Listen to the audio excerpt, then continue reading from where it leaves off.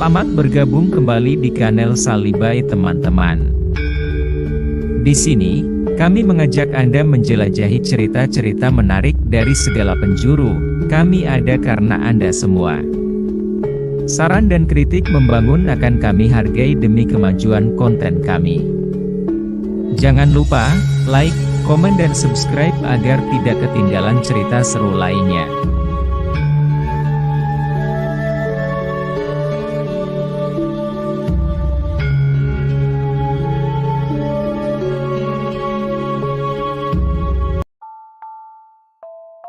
Empu Lembu Nala atau Laksamana Nala adalah Panglima Angkatan Laut Majapahit yang menjabat sejak Majapahit di bawah kekuasaan Tribuana Tunggadewi hingga Hayam Wuruk. Panglima perang disebut Rakrian Tumenggung. Nama Empu Nala sebagai Panglima Perang Majapahit disebut dalam 5 sumber sejarah, yaitu Kakawin Ngarakgama atau Deawarana, Prasasti Prapancasarapura, Prasasti Batur, Prasasti Bendasari, dan Prasasti Sekar. Mahapatih Gajah Mada menyadari bahwa untuk menyatukan pulau-pulau di Nusantara, tidak bisa dilakukan melalui jalur darat, akan tetapi harus dilakukan melalui ekspedisi maritim.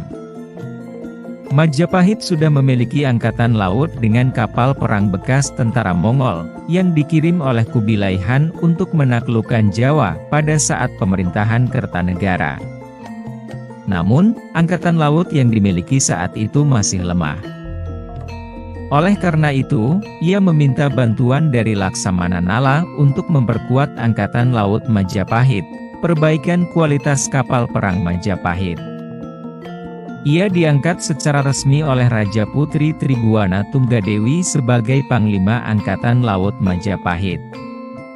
Laksamana Nala lalu banyak menghabiskan waktunya di pangkalan militer Angkatan Laut, yaitu di Pelabuhan Ujung Galuh, kini Pelabuhan Tanjung Perak Surabaya. Sebagai seseorang yang lahir dan dibesarkan di daerah pesisir, dunia kemaritiman bukanlah suatu hal yang asing baginya. Ia mempelajari konstruksi kapal perang peninggalan tentara Mongol. Diketahui terdapat berbagai kelemahan dari kapal perang tersebut.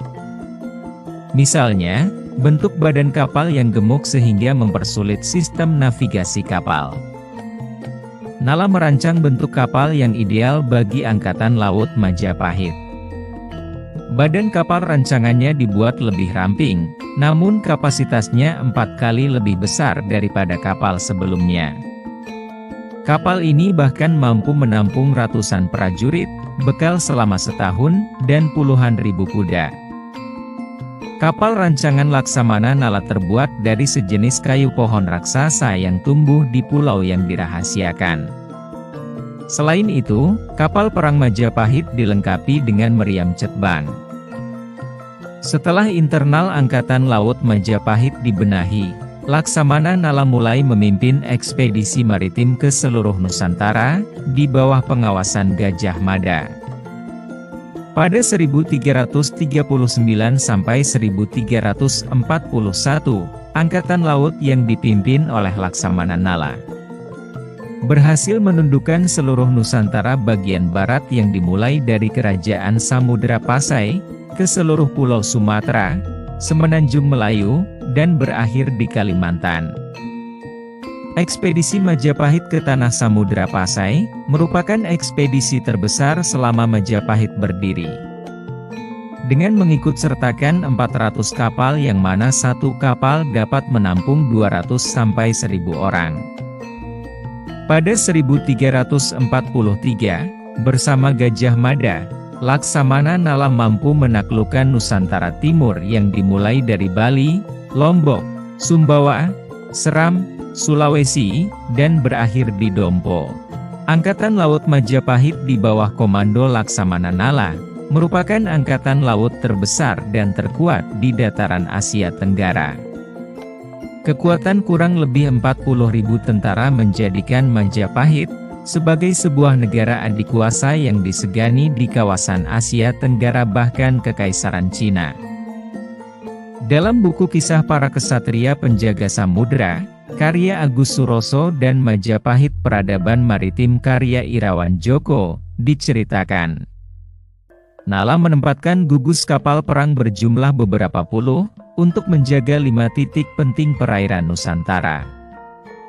Armada gugus pertama bertugas di sebelah barat Pulau Sumatera, sebagai gugus kapal perang penjaga Samudera Hindia, di bawah pimpinan Laksamana yang berasal dari Jawa Tengah. Armada gugus kedua kapal perang penjaga Laut Kidul, atau sebelah selatan Pulau Jawa di bawah pimpinan seorang Laksamana Putra Bali. Armada gugus ketiga bertugas menjaga perairan Selat Makassar dan wilayah Ternate, Tidore, dan Halmahera di bawah pimpinan seorang Laksamana Putra Makassar. Armada gugus keempat menjaga Selat Malaka dan Kepulauan Natuna, di bawah pimpinan seorang Laksamana dari Jawa Barat. Armada gugus kelima, menjaga Laut Jawa hingga ke arah timur sampai Kepulauan Rempah-Rempah Maluku. Armada Jawa ini mengibarkan bendera Majapahit, ditambah lagi bendera emas simbol Istana Majapahit, biasanya dipimpin oleh seorang Laksamana berasal dari Jawa Timur. Setiap armada gugus kapal perang, terdapat kapal bendera tempat kedudukan pimpinan komando tertinggi bagi semua kapal penyerang, kapal perbekalan, dan pelindung kapal bendera itu sendiri. Dari kelima armada Majapahit itu beban berat ialah menjaga perairan Selat Malaka dan Laut Cina Selatan, yang penuh perompak yang berpangkalan di sekitar wilayah Champa, Vietnam, dan Tiongkok. Armada keempat yang menjaga Selat Malaka, itu biasanya dibantu oleh armada pertama penjaga Samudera Hindia, jika perompak melarikan diri ke barat laut menyusuri Selat Malaka. Armada Laut Selatan biasanya membantu armada Jawa, dalam menjaga keamanan kapal-kapal dagang pembawa rempah-rempah, yang melalui Selat Sunda yang lebih aman menuju India dan Timur Tengah. Tugas lain armada Laut Kidul adalah menjaga Selat Bali dan perairan selatan Nusa Tenggara, bahkan di sebelah selatan Pulau Bali terdapat galangan kapal-kapal Majapahit yang cukup besar. Armada ketiga bertugas menjaga kapal penyusup dari wilayah Mindanao Filipina, sekaligus menjaga Kepulauan Rempah-Rempah Maluku. Jika kekuatan armada Jawa sedang dipusatkan di perairan Jawa, untuk mengawal Sang Prabu Hayam Wuruk, beranjang sana ke wilayah pesisir timur Pulau Jawa. Armada Jawa merupakan kekuatan terbesar armada gugus kapal perang Majapahit, karena tugasnya paling berat menjaga pusat kerajaan Istana Majapahit.